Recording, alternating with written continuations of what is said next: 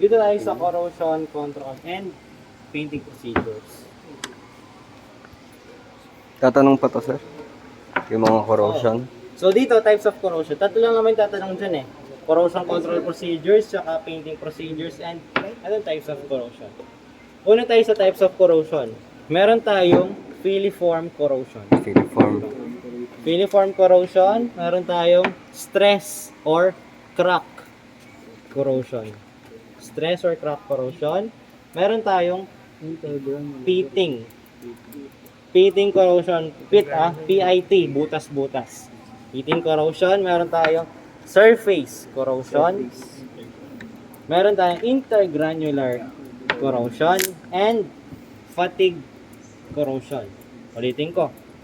Filiform, stress or crack, pitting, butas, pit, surface, intergranular, tsaka fatigue corrosion. Next one, kung alam na natin yan, mag-move tayo sa corrosion control procedures. Tiglilama lang yan. So, una dyan is strip sol. Strip sol. Tanggalin yung pintura. After mag-strip sol, wash it with soap and water. After natin ng sabunin, ng hugasan, maglalagay na tayo ng Scotch Brite or sandpaper. Natatandaan niyo ba? Scotch Brite, sandpaper. Papel na sandpaper. Then after that, maglalagay na tayo ng dalawang chemicals. Alum prep, tsaka allodyne. Aluminum preparation or alum prep. Okay? Para saan yon? For anti-corrosion. Allodyne yung madilaw-dilaw for metal strengthening. Okay, ulitin ko. Una, strip sol, soap and water, Sandpaper. Scotch Brite or sandpaper, Alum alum prep, Allodyne. allodyne. Okay? Next naman sa painting procedures. Unang-unang gagawin natin dyan is wash primer. If naalala nyo, color gray or green nun.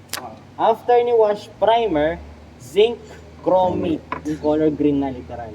Yung color green. Ang purpose ni zinc chromate is for anti-corrosion.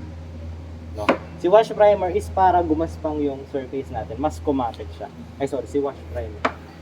After natin mag-zinc chromate, papasok na yung ating white primer. Okay? White primer na. Puti na, literal. After ni white primer, base coat.